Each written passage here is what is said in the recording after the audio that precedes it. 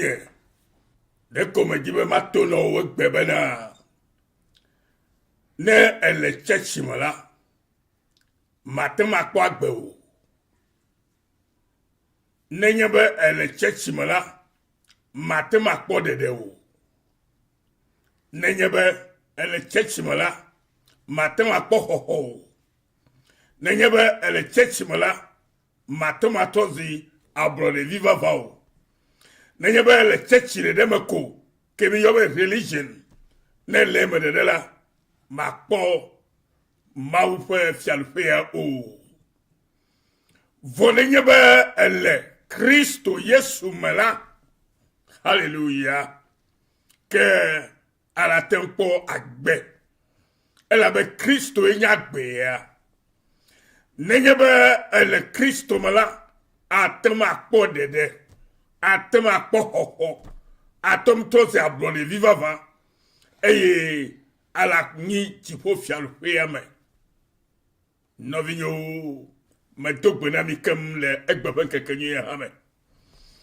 yeme khwesebe mi okata hamile toji le nyanyu siosem le kapopo yame enye jijona nye ha be egbesio dasinam la ma ache dasinam yo ha la be egbeta polo mienya benenye be mi khogbe le chokgbogbo agbola be mi akoina mi o ha ne mi o ha ne gbogbo ne wo ife do le mi o ha fa gbeme kena e katutu popo le Kristo Yesu fe do ke wona milata no vinye meto comme le gbogbo bena nenya ba le chechi mala makpo dedeu alo na nye chechi tola ele e habobo meema e habobola ma de o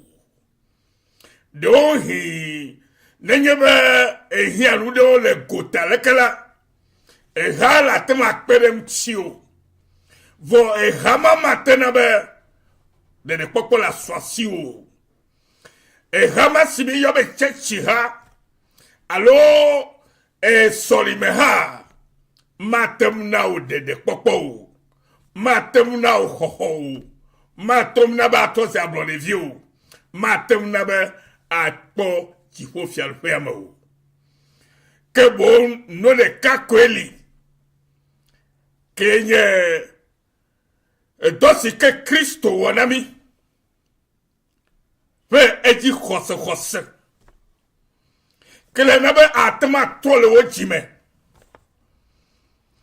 bena ejigbegbe si no miasi le domenyinu siminyicho adame we vamala nenyebe ejigbegbe ma ne tro chomala ke azola ala khoji yeyade kenye ejisike to Christopher edosikova onamila me ejiyeye keme agbeyele ejiyeye ke Kristo chonami ke ya naba tono Kristo mala eya kola tonabe ala tempo hohoa a tempo dedea a tempo untifafa a tempo se abolivia a tempo si jipo fialfame pe domenila novi mio kataminya egbe be chachio sogbo alegbegbe eye amole me bibibibi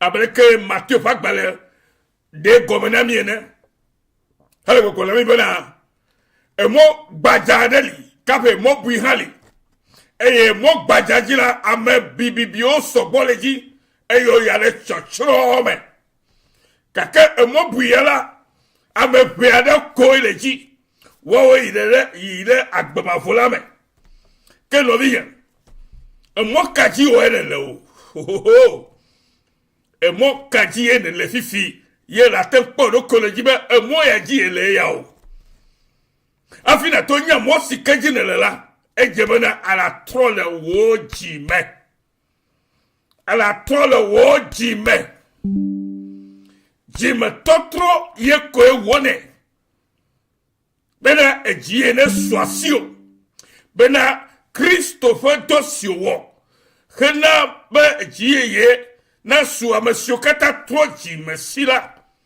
eye la webena watama yo to hala tomnya le document bena azola et trozi amevovo ye trozi abronevi ye trozi de pola ye trozi Christo to ela be ye le Christo Yesu me no vilo lo to madi ba nye ko mi de Bible be e mi a khanu le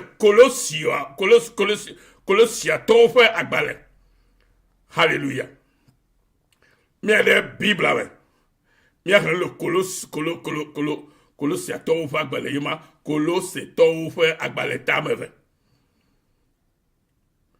le Colosia to fe agbale tameve ya me ya me de mi a ko mi de bukui ame ademe eye mi atova wenia ple wi atome alo mi akle wene ple wi atatutu gbagbegba emegbe mi ide ame adiame vaide adriame Colosia to fe agbale eta eve bukui ame wene heide we atoame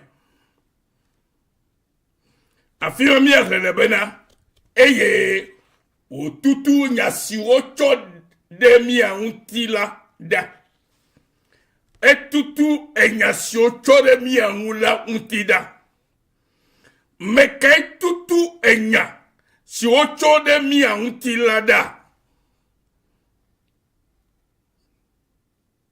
afeto Yesu Kristo nyasi ocho de mi anti ye bena mi wo nouveau eye le voici wo nouveau là ye le voici que la coup ye nyasi ochore mi an nyasi ochore mi an wa ye e nouveau sikenye tomaro pe ejisike va no miame le tomaro sike abra nuya adan pleva omodo eyo ojelu vomala e ba mi o hade alebena eji gbegble sumi asile eyo me eyo jimi o katare nouveau me bliba kake nyalale gbogbo na mi bena owe amesio kata wo nouveau la eye yo tro chofa jime yo kwa feto Yesu Kristo jisela ke wa kpohoho ke amesio mo khwesola wa bufo wo ya eye tanyale gbogbo le Colosia tofa agbaleme etame ve pupui ame we ne atle we ato ba mi asende gome la afima be eye otutu nya si o chode mi anu ocho nyare mi anti le wonu ocho nyare mi anti le mi afonu fo ota mi apeji dada ota ela ba amesike da senji amesike wonu kemelete ho wa drop wonu yi le nya chocho de enti lanu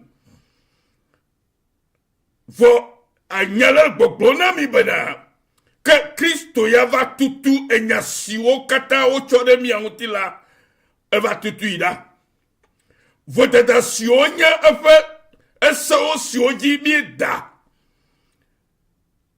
votre sionya yefa sioji mi da lela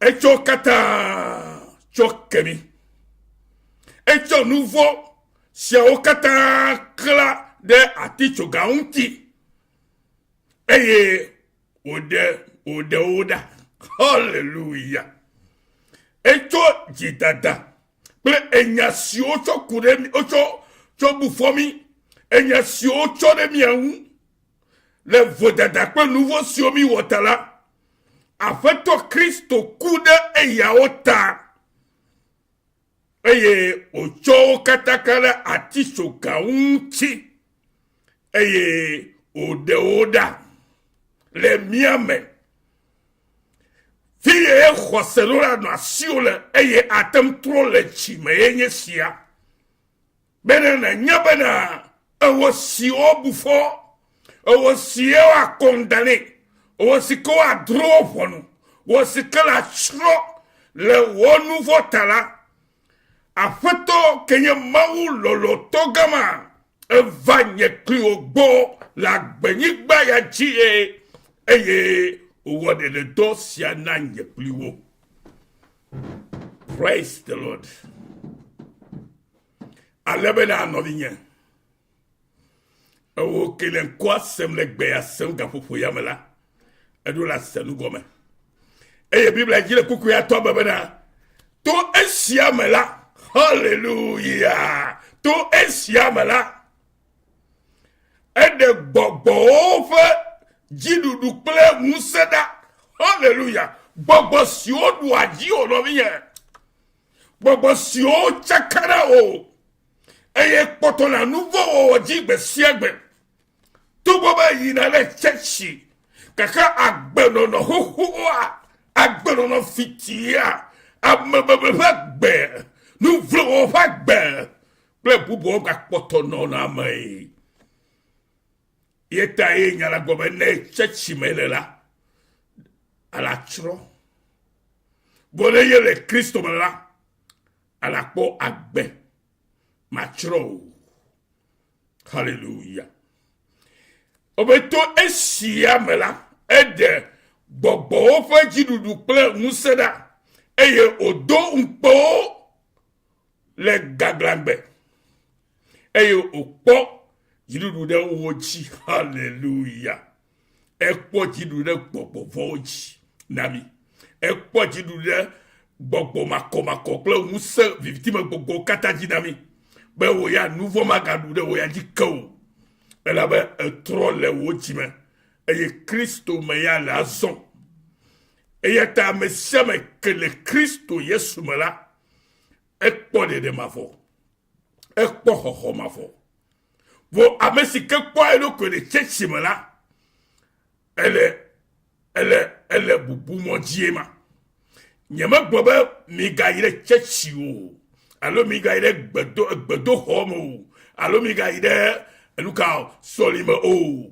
Awo nyama glom na mi o. Nous si ke glom le kenye gbeda si me hola. Cho mo gole fe nous se fia nous la.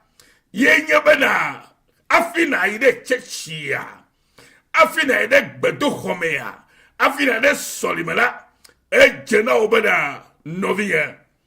Edo la trole jiome.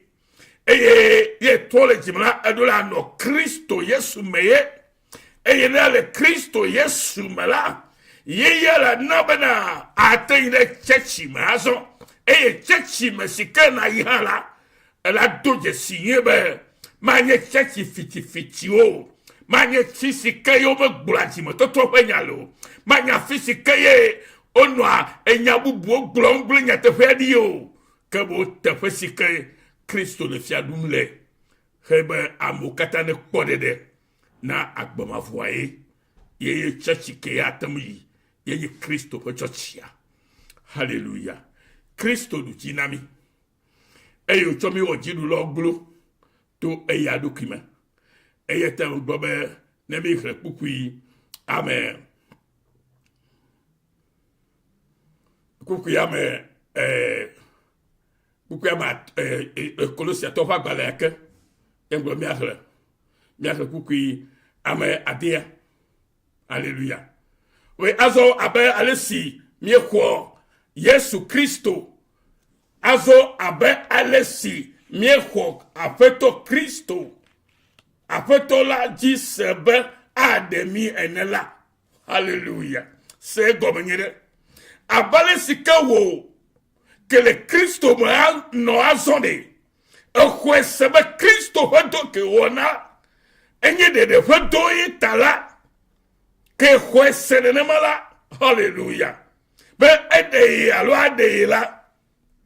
Que mi kwese de ne make ha be mi afe agbesia miaƒe gbe sia gbe ƒe agbenɔnɔ la ƒe nuwɔwɔ la le dze nu mahle afi ma nase azɔ abe ale si miexɔ Yesu Kristo aƒetɔ la dzi se be aɖe mi ene la mixɔ se nenema ke le miaƒe gbe sia gbe ƒe nuwɔwɔwo me mi li ke ɖe eya amea me blibo ame si ke le Kristo me la gbagbe ame si ke xɔ Kristo dzi se be aɖe yi la ye kpɔ aɖeɖe eye ame ma ke nɔa Kristoa me le yeƒe gbe sia gbe ƒe agbenɔnɔ me eye ame ma ke lia ke eye ame ma ke dea blibo eye ame ma ke ye nya etɔ zi enunyala eye ta kpukua ma da gbogbo bena mi li ke ɖe eya amea me blibo eye miaxɔ nunya me tso egbɔ haleluya nunya me kae miaxɔ tso gbɔ ne menye eƒe nya ye o yeƒe nya si ke me ye miaƒe tsitsi le la ye koe miaxɔ le gbɔ gbe sia gbe abe si ke mi le egbea sem nene nɔvi lɔlɔtɔwo eya ta wogblɔna mi bena mi li ke ɖe eya ma me ye me menye tsɔtsi me na li ke ɖo Yesu Kristo me dze be na li ke ɖo blibo eye miaxɔ nunya me tso egbɔ blibo mi kpɔ gbɔ be mi tsitre ɖe mi tsi ɖe edzi mi tsi ɖe edzi miakpɔ gbɔ nye bena mi tsi ɖe edzi le Kristo ma me eye Kristo ma la si ke dzi mi xɔse la be ne me xɔse natɔ li ke ɖe eya ma dzi eye ta mi kpɔ egbɔ be mi tsi ɖe edzi le xɔse me miakpɔ gbɔ be mi le tsitsi ɖe edzi le xɔse me ele vevie mina dzidzɔ kple akpedada na yɔ miaƒe agbe me fũu ɖe nu gã siwo katã wɔ na mi la ta nɔvi lɔlɔtɔwo Kristo wɔ nu gã ɖe na nye kpli wo Mawu wɔ nu gã ɖe na nye kpli wo la Kristo wɔ nu gã ɖe na nye kpli wo eya ta mi kpɔ dzidzɔ eye mi kafui ɖe nu gã si wɔ na mi la ta lo bena meganɔ tsɔtsi me o ɖeɖe ko vɔ kaƒe nanɔ tsɔtsi me tsɛtsi alo sɔlime alo ƒuƒoƒe aɖe me la nakpɔ gbɔ nyuie bena ƒuƒoƒe ma le ele Kristo me ya ne ye be etrɔ dzi me nyateƒe le Kristo me nyateƒe la ne ɖo tsɛtsi me me koa ŋutɔ gbɔgbɔ ke nye Mawu ƒe gbɔgbɔ ke nye tsitsia nye ame ƒe tsitsinya atsi nya na o be fi me la menye tsɛtsi me le Kristo me o ele xexea me ye eya ta wogbɔna xexea me ƒe nyawo ɖo vɔ ne ye be etrɔ dzi me nyateƒe ye le Kristo Yesu me nyateƒe la ke ye be gogo tsɔtsi ke le Kristo me la eɖo la dzesi eye ne ge ɖe teƒe me la anya be teƒe ma nye tsɛtsi ke le Kristo me elabe wo hã le Kristo me nɔ Kristo me ne na dzesi tsɛtsi siwo le Kristo me nɔ Kristo me ne na dzesi ha siwo le Kristo me ne na nɔ xɔmawo me eye agbe le asɔsiwo elabe Kristo me ya le gbagbagba eye ame siwo le Kristo me wa ƒoƒu la wotrɔ zi Kristo me nɔlawo ƒe ehabɔbɔ eye woyɔ la be tsɛtsi lo eya ta nɔvi nyewo Mawu ne yra mi be mi se nyanyui siawo tso mia nɔvi Yesu nyo oyira Mawu lolo avɔdziɖo la tso True Forgiveness Mission Australia na nɔvi de sia ɖe Mawu nya sia ne gbagbe mi ne trɔ miaƒe ŋutinya le gbɔgbɔ me woado ɖe gota labe gbɔgbɔ me ye nuwo katã le kaƒe ye wodo ɖe gota ye wonya nutɔntɔ lo le Yesu Kristo ƒe ŋkɔme la Mawu le ya miawo katã ɖe gaƒoƒo ya me bekae be kɔsira me ya ne nyɔnu mi bɔkɔ le miaƒe tɔ kple miaƒe ɖela Yesu Kristo Nazaret tɔtɔ la ƒe ŋkɔme ye mi nyasiwo va miagbɔ le ke ye yatɔ mi nya be mi xɔ nyasiwo dzi se woyra mi keŋ le Yesu Kristo Nazaret ƒe ŋkɔme Amen.